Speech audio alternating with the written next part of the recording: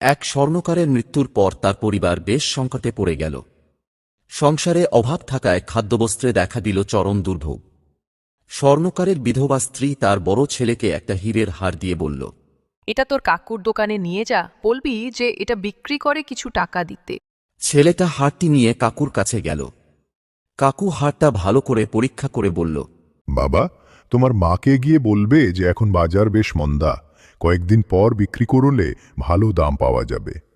এরপর কিছু টাকা ছেলেটিকে দিয়ে বললেন, আপাতত এটা নিয়ে যাও, আর কাল থেকে তুমি প্রতিদিন দোকানে আসবে।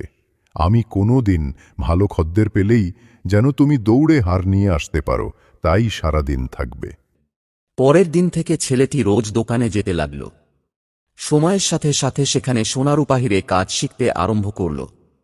ভালো শিক্ষার ফলে অল্প দিনেই বেশ নাম ডাকও হল। দূর দূরান্ত থেকে লোক তার কাছে সোনাদানা বানাতে ও পরীক্ষা করাতে আসত। খুবই প্রশংসিত হচ্ছিল তার কাজ।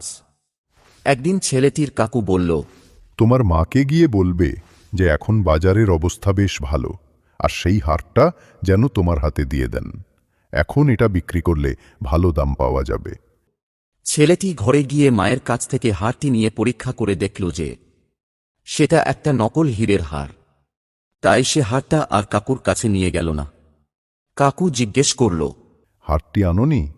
না কাকু, পরীক্ষা করে দেখলাম এটা একটা নকল হার। তখন কাকু বলল, তুমি যেদিন আমার কাছে হারটি প্রথম নিয়ে এসেছিলে সেদিন আমি দেখেই বুঝে নিয়েছিলাম যে এটা নকল।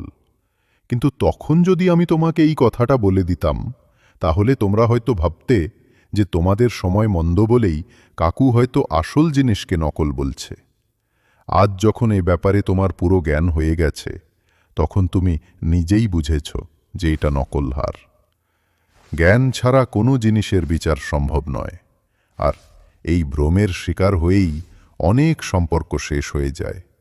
সম্পর্কটা নষ্ট হোক তা আমি চাইনি। গল্পের শিক্ষা: সম্পর্ক রক্ষা করতে হলে ধৈর্য ও প্রজ্ঞা দরকার। সময় হলে মানুষ নিজেই সত্য উপলব্ধি করে। তাই জীবনে প্রতিটি কষ্টকে শিক্ষা হিসেবে নাও, কারণ সেই শিক্ষা তোমাকে ভবিষ্যতে ভুল বিচার থেকে রক্ষা করবে।